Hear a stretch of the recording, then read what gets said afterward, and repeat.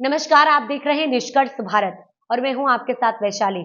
अगर आप हमारे चैनल को YouTube पर देख रहे हैं और अभी तक सब्सक्राइब नहीं किया है तो अभी सब्सक्राइब करें और अगर Facebook पर देख रहे हैं तो अभी हमारे चैनल को फॉलो करें। फिर डोल रहा है सहनी का मन, क्या दोहराएंगे 2020 वाली कहानी? जाने इनसाइड स्टोरी। 2024 के लोकसभा चुनाव के दौरान तेजस्वी यादव के साथ जो कंधे से कंधा मिलाकर चुनाव प्रचार करता रहा है और एनडीए नेताओं पर तीखे प्रहार करता रहा, क्या उस मुकेश सहनी का मन फिर डोल रहा है? वैसे उनकी पार्टी ऐसी बातों से साफ इनकार कर रही है, लेकिन बिहार की सियासत में मुकेश की एनडीए में वापसी की अटकलें तेज होने लगी हैं।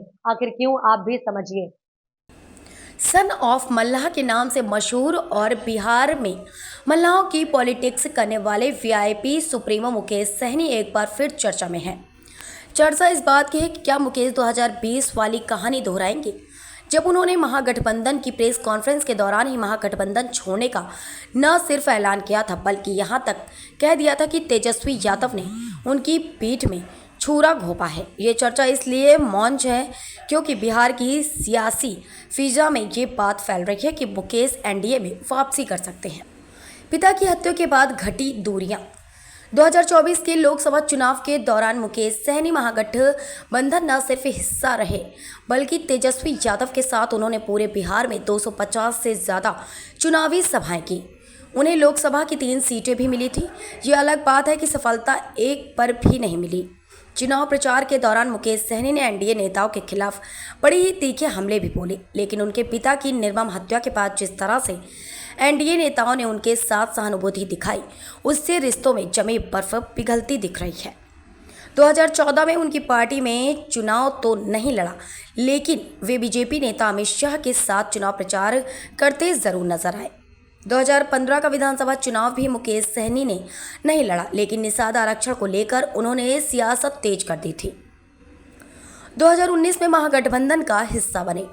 अभी तक एनडीए के ज़्यादा नज़दीक लग रहे मुकेश सहनी ने 2019 में पाला बदला और महागठबंधन का हिस्सा बन गए।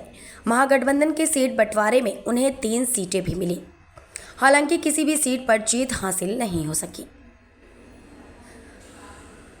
इतना ही नहीं, आरजेडी का भी खाता नहीं खुला और कांग्रेस सिर्फ किशनगंज की सीट जीत पाई। बाकी 39 सीटों पर एनडीए ने कब्जा किया। प्रेस कॉन्फ्रेंस में ही मुकेश सहनी ने आरजेडी और महागठबंधन का साथ छोड़ने की घोषणा कर दी और आरजेडी नेता तेजस्वी यादव पर पीठ में छुरा घोंपने का आरोप लगाया। एनडीए के बैनर तले लड़ा 2020 का चुनाव। मुकेश ने महागठबंधन छोड़ा और एनडीए के पाले में चले गए। एनडीए की सीट बंटवारे में मुकेश की पार्टी को 11 सीट मिली। उन्होंने खुद सिमरी बख्तियारपुर से लड़ा। हालांकि मुकेश तो चुनाव जीतने में सफल नहीं रहे, लेकिन उनकी पार्टी के 4 उम्मीदवार चुनाव जीतने में सफल रहे। बाद में बीजेपी ने उन्हें एमएलसी बनाया और नीतीश कैबिनेट में मंत्री भी बनाया। हालांकि एनडीए में जाने की अटकलों को मुकेश सहनी ने सिरे से खारिज किया है और उनका कहना है कि वे मजबूती के साथ आईएनडीआई गठबंधन के साथ हैं। हमारी तो एक ही मांग है, निषाद आरक्षण। वहीं वीआईपी के राष्ट्रीय प्रवक्ता देव ज्योति का भी कहना है कि मुकेश सहनी के एनडीए में जाने की बात पूरी तरह गलत है। वो तेजस्वी को बिहार का मुख्यमंत्री बनाएंगे। खबर हमारी निष्कर्ष आपका। ऐसे ही तमाम खबरों के लिए आप देखते रहिए निष्कर्ष भारत।